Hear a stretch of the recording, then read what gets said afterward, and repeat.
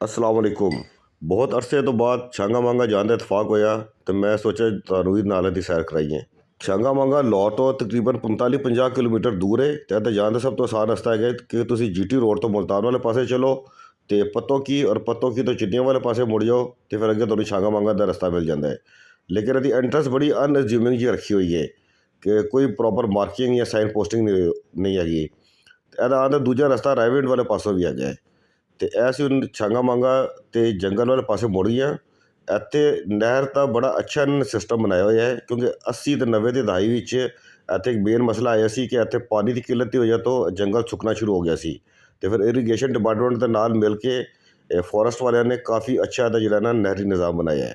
ਛਾਂਗਾ manga ਦੁਨੀਆ ਦਾ ਸਭ ਤੋਂ ਵੱਡਾ ਮੈਨ ਮੇਡ ਫੋਰੈਸਟ ਹੈਗਾ ਯਾਨੀ ਇਨਸਾਨਾਂ ਨੇ ਆਪ ਹੀ ਇਹ ਜੰਗਲ ਬਣਾਇਆ ਸੀ ਔਰ ਇਹ ਅੰਗਰੇਜ਼ਾਂ ਦੇ ਦੌਰ ਵਿੱਚ 1866 ਵਿੱਚ ਇਹਦਾ ਕੰਮ ਸ਼ੁਰੂ ਹੋਇਆ ਸੀ ਔਰ ਦਾ ਮੇਨ ਮਕਸਦ ਹੈਗਾ ਸੀ ਕਿ ਉਸ ਵੇਲੇ ਚੂੰਕਿ ਸਟੀਮ ਇੰਜਨ ਚੱਲਦੇ ਸਨ ਤਾਂ ਉਹਨਾਂ ਵਾਸਤੇ ਲੱਕੜੀ ਦੀ ਬੜੀ ਕਿੱਲਤ ਹੋ ਰਹੀ ਸੀ ਅਤੇ ਉਹ ਲੱਕੜੀ ਦੀ ਪੈਦਾਵਾਰ ਨੂੰ ਬਰਕਰਾਰ ਰੱਖਣ ਵਾਸਤੇ ਮੁਖਤਲਿਫ ਜਗ੍ਹਾ 'ਤੇ ਇਹ ਫੋਰੈਸਟ ਬਣਾਏ ਗਏ।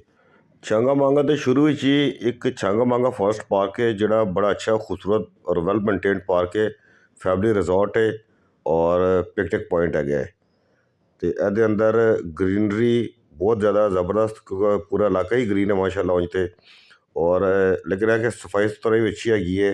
ਇਸ ਪਾਰਕ ਦੇ ਅੰਦਰ ਅਜੇ ਵੀ ਇੱਕ ਟਰਾਮ ਚੱਲਦੀ ਹੈ ਜਿਹੜੀ ਅਮੂਮਨ ਜੁਮਾ ਹਫਤਾ ਇਤਵਾਰ ਨੂੰ ਅਵੇਲੇਬਲ ਹੁੰਦੀ ਹੈ ਲੇਕਿਨ ਜੇ ਤੁਸੀਂ ਕੋਈ ਡਿਮਾਂਡ ਕਰੋ ਕੋਈ ਆਪਣੀ ਫੈਮਿਲੀ ਦਾ ਤੁਸੀਂ ਕੋਈ ਫੰਕਸ਼ਨ ਅਰੇਂਜ ਕੀਤਾ ਹੋਇਆ ਹੈ ਤਾਂ ਵਰਕਿੰਗ ਡੇ ਵਿੱਚ ਵੀ ਮਿਲ ਜਾਂਦੀ ਹੈ। ਇੱਕ ਮੁਨਫਰਿਦ ਕਿਸਮ ਦੀ ਸਵਾਰੀ ਹੈਗੀ ਹੈ ਔਰ ਸਲੋ ਮੂਵਿੰਗ ਔਰ ਬੜਾ ਮਜ਼ਾ ਆਉਂਦਾ ਹੈ ਇਹਦੇ 'ਚ ਬੈਠ ਕੇ ਪੂਰੇ ਪਾਰਕ ਦੇ ਜਿਹੜੇ ਸੈਰ ਕਰਨ ਦਾ।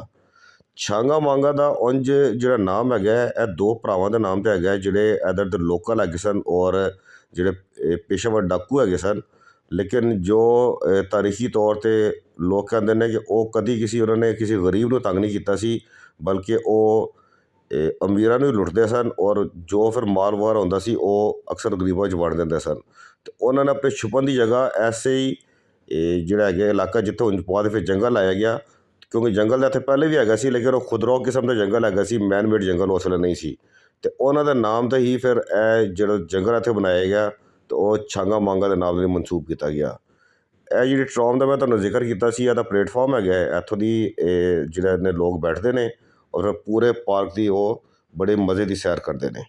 ਇੱਥੇ ਖਾਣ ਪੀਣ ਦਾ ਵੀ ਅੱਛਾ ਬੰਦੋਬਸਤ ਹੈਗਾ, ਛੋਟੇ ਛੋਟੇ ਹੋਟਲਸ ਬਣੇ ਹੋਏ ਨੇ, ਉੱਥੇ ਡਿਫਰੈਂਟ ਚੀਜ਼ਾਂ ਮਿਲ ਜਾਂਦੀਆਂ ਨੇ। ਫਿਰ ਫੋਟੋਗ੍ਰਾਫੀ ਵਾਸਤੇ ਪਰਿੰਦੇ ਵਗੈਰਾ ਅਤੇ ਇਹ ਚੀਜ਼ਾਂ ਵੀ ਅਵੇਲੇਬਲ ਹੈਗੀਆਂ ਨੇ ਅਤੇ ਇਹ ਹੈਗਾ ਕਿ ਇੱਥੇ ਲੋਕ ਅਮੂਮਨ ਆਪਣਾ ਘਰੋਂ ਵੀ ਪਕਾ ਕੇ ਲੈ ਆਉਂਦੇ ਨੇ ਪਿਕਨਿਕ ਮਨਾਉਣੀ ਹੋਏ।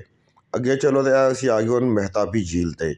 ਮਹਿਤਾਬੀ ਝੀਲ ਤੋਂ ਮੁਰਾਦ ਹੈਗੀ ਕਿ ਯਾਨੀ ਮਹਿਤਾਬ ਜਿਸ ਸਮਝਦੇ ਚੰਦ ਨੂੰ ਕਹਿੰਦੇ ਨੇ ਅਤੇ ਜੋ ਬਿਲਕੁਲ ਗੁਲਾਈ 'ਚ ਹੈ ਅਤੇ ਤਾਂ ਕਰਕੇ ਇਹਨੂੰ ਮਹਿਤਾਬੀ ਝੀਲ ਨਾਮ ਦਿੱਤਾ।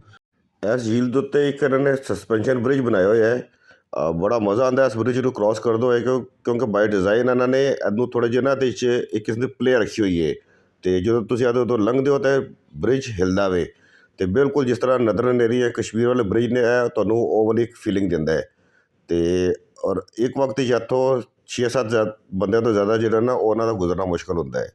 ਇਹ ਝੀਲ ਦੇ ਬਿਲਕੁਲ ਵਿਚਕਾਰ ਇੱਕ ਮਹਿਤਾਬ ਮਹਿਲ ਬਣਿਆ ਹੋਇਆ ਹੈ ਅਤੇ ਇਸ ਮਹਿਲ ਵਿੱਚ ਜਾਣ ਦਾ ਰਸਤਾ ਸਿਰਫ ਝੀਲ ਦੇ ਅੰਦਰੋਂ ਹੀ ਹੈ ਯਾਨੀ ਤੁਸੀਂ ਸਿਰਫ ਕਿਸ਼ਤੀ ਦੇ ਜ਼ਰੀਏ ਇੱਥੇ ਜਾ ਸਕਦੇ ਹੋ। ਇਹ ਬਾਬਾ ਜੀ ਇੱਥੇ ਕੁਛ ਪਿਛਲੇ ਕੋਈ 30 ਸਾਲ ਤੋਂ ਇੱਥੇ ਮਾਲੀ ਦੀ ਡਿਊਟੀ ਕਰ ਰਹੇ ਨੇ ਔਰ ਇਹ ਉਹ ਲੋਕ ਹੈਗੇ ਨੇ ਗੁਮਨਾਮ ਲੋਕ ਜਿਨ੍ਹਾਂ ਨੇ ਇਸ ਪਾਰਕ ਨੂੰ ਸੰਭਾਲ ਕੇ ਰੱਖਿਆ ਹੋਇਆ ਹੈ। ਇੱਥੇ ਅਕਸਰ ਪੁਰਾਣੇ ਦਰਖਤ ਵੀ ਤੁਹਾਨੂੰ ਨਜ਼ਰ ਆਉਣਗੇ ਜਿਵੇਂ ਬਰਗਦ ਦਾ ਦਰਖਤ ਹੈਗਾ ਹੈ ਲੇਕਿਨ ਆਸ ਪਾਸ ਨਾਲ ਨਵੀਂ ਪਲਾਂਟੇਸ਼ਨ ਵੀ ਹੁੰਦੀ ਪਈ ਹੈ। ਇਹ ਜੰਗਲ ਦੀ ਦੂਸਰੀ ਸਾਈਡ 'ਤੇ ਜਿੱਥੇ ਫੋਰੈਸਟ ਵਾਲੇ ਦੇ ਗੈਸਟ ਰੂਮ ਹੈਗੇ ਨੇ ਔਰ ਗੈਸਟ ਰੂਮ ਅੱਛੇ ਬਣੇ ਹੋਏ ਨੇ ਉੱਥੇ ਇਹਨਾਂ ਨੇ ਇੱਕ ਜਿਹੜਾ ਨਾ ਇੰਜਨ ਖੜ੍ਹਾ ਕੀਤਾ ਹੋਇਆ ਹੈ। ਇੰਜਨ ਵਰਕਿੰਗ ਹਾਲਤ ਵਿੱਚ ਹੈਗਾ ਹੈ ਲੇਕਿਨ ਇੱਥੇ ਉਹਨਾਂ ਨੇ ਇੱਕ ਮਾਡਲ ਦੇ ਤੌਰ 'ਤੇ ਖੜ੍ਹਾ ਕੀਤਾ ਹੋਇਆ ਹੈ। ਇਹਨੇ ਇੱਕ ਤਾਰੀਖ ਦਾ ਹਿੱਸਾ ਹੈਗਾ ਕਿ ਟਰਾਮ ਜਿਹੜੀ ਹੈ ਨਾ ਉਹ ਇੰਜਨ ਲੈ ਕੇ ਚੱਲਦੇ ਸਨ ਔਰ ਟਰਾਮ ਬੇਸਿਕਲੀ ਤਾਂ ਇਸਤੇਮਾਲ ਹੁੰਦੀ ਸੀ ਪਹਿਲੇ ਵਕਤਾਂ ਵਿੱਚ ਲੱਕੜੀ ਨੂੰ ਢੋਣ ਵਾਸਤੇ ਲੇਕਿਨ ਬਾਅਦ ਵਿੱਚ ਜੋ ਲੱਕੜੀ ਦਾ ਕੰਮ ਇਤਨਾ ਨਹੀਂ ਰਿਹਾ ਅਤੇ ਹੁਣ ਲੋਕਾਂ ਦੀ ਸੈਰ ਤਫਰੀਹ ਵਾਸਤੇ ਇਸਤੇਮਾਲ ਹੁੰਦੀ ਹੈ ਅਤੇ ਇਹ ਸਾਰੇ ਜਿਹੜੇ ਇੰਜਨ ਵਗੈਰਾ ਬਣ ਕੇ ਆਏ ਸਨ ਉਸ ਦੌਰ ਵਿੱਚ ਵੀ ਇਹ ਇੰਗਲੈਂਡ ਤੋਂ ਵਗੈਰਾ ਤੋਂ ਬਣ ਕੇ ਆਏ ਸਨ ਔਰ ਬਾਅਦ ਵਿੱਚ ਫਿਰ ਲੋਕਲ ਵੀ ਇਹਨਾਂ 'ਚ ਕੁਝ ਕਲਕੱਤੇ ਵਾਲਾ ਸਾਈਡ ਤੋਂ ਬਣਨਾ ਸ਼ੁਰੂ ਹੋਏ ਸਨ। ਅਤੇ ਇਹਦੇ ਨਾਲ ਜਿਹੜਾ ਹੈਗਾ ਇੱਕ ਤਾਂ ਮੈਂ ਤੁਹਾਨੂੰ ਦੱਸਿਆ ਫੋਰੈਸਟ ਵਾਲਿਆਂ ਦੇ ਗੈਸਟ ਰੂਮ ਹੈਗੇ ਨੇ, ਦੂਜਾ TDCPP ਵਾਲਿਆਂ ਦੇ ਵੀ ਨਾ ਅੱਛੇ ਗੈਸਟ ਰੂਮ ਹੈਗੇ ਨੇ ਅਤੇ ਜੇ ਤੁਸੀਂ ਇੱਥੇ ਆਓ ਫੈਮਿਲੀ ਦੇ ਨਾਲ ਤੁਸੀਂ ਨਾਈਟ ਸਟੇ ਕਰਨਾ ਚਾਹੋ ਅਤੇ ਤੁਹਾਨੂੰ ਅੱਛੇ ਮੁਨਾਸਿਬ ਰੇਟ ਉੱਤੇ ਗੈਸਟ ਰੂਮ ਵੀ ਮਿਲ ਜਾਂਦੇ ਨੇ ਔਰ ਅਦਰਵਾਈਜ਼ ਵੀ ਇੱਥੇ ਜਿਹੜਾ ਨਾ ਕੋਈ 3-4 ਗੌਰਮੈਂਟ ਦੇ ਮਹਿਕਮੇ ਕੰਮ ਕਰ ਰਹੇ ਨੇ। ਮਹਿਕਮਾ ਜੰਗਲਾਤ ਵਾਲੇ ਨੇ, ਫੋਰੈਸਟ ਵਾਲੇ ਨੇ, TDCP ਹੈਗਾ, ਵਾਈਲਡ ਲਾਈਫ ਵਾਲੇ ਹੈਗੇ ਨੇ, ਇਰੀਗੇਸ਼ਨ ਡਿਪਾਰਟਮੈਂਟ ਹੈਗਾ ਹੈ। ਔਰ ਉਹਨੇ ਸਾਰੇ ਮਹਿਕਮੇ ਨੇ ਮਿਲ ਕੇ ਇਸ ਏਰੀਏ ਨੂੰ ਬੜਾ ਅੱਛਾ ਮੇਨਟੇਨ ਰੱਖਿਆ ਹੋਇਆ ਹੈ। ਹੁਣ ਅਸੀਂ ਚੱਲੇ ਹਾਂ ਤਾਂ ਜੰਗਲ ਦੇ ਅੰਦਰ।